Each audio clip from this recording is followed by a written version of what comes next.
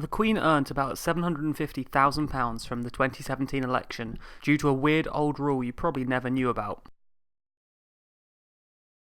Every person who runs to be an MP has to pay a deposit. That means that every candidate pays £500 to be allowed to stand in the election. If a candidate gets more than 5% of the vote in their constituency, they get this deposit back.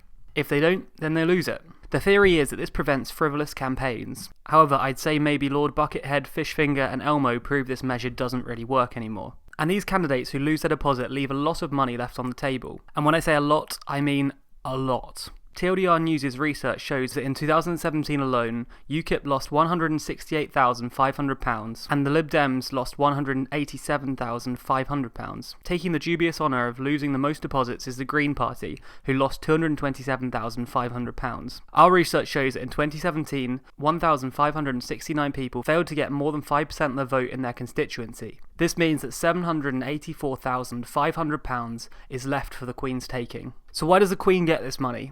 The Electoral Commission has what's called the Guide for Returning Officers. In fact, it's a series of pretty lengthy documents, but if you go to Part F, page 6, you'll find that it states, if a candidate does not poll more than 5% of the total valid votes cast, their deposit will be forfeited. You must send any deposits to Her Majesty. So, if the Queen gets the money every 3 years, what's it spent on? It's kind of unclear.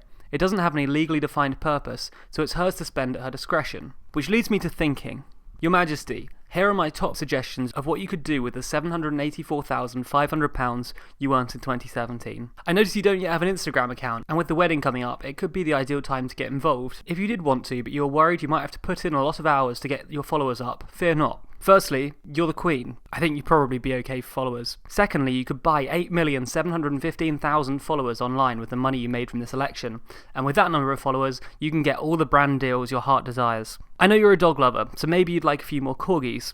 According to corgiguide.com, yes, amazingly, that is a real website, a decent corgi could set you back $470 to $780. It does note that they have been known to sell for up to $1,570. Forgive me for making an assumption, but I guess you only want the finest of corgis. Even at the highest price, you could still buy 499.6 corgis. I would suggest you contribute some of your own money to round it up to the full 500 rather than buying the first 6/10 of a dog though.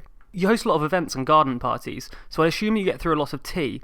I found out that the official tea merchant is Fortnum & Mason. Who even knew official tea merchants were a thing? I just popped to Tesco. Anyway, Fortnum & Mason sell a tea called Queen's Blend Tea, which logically must be your favourite tea.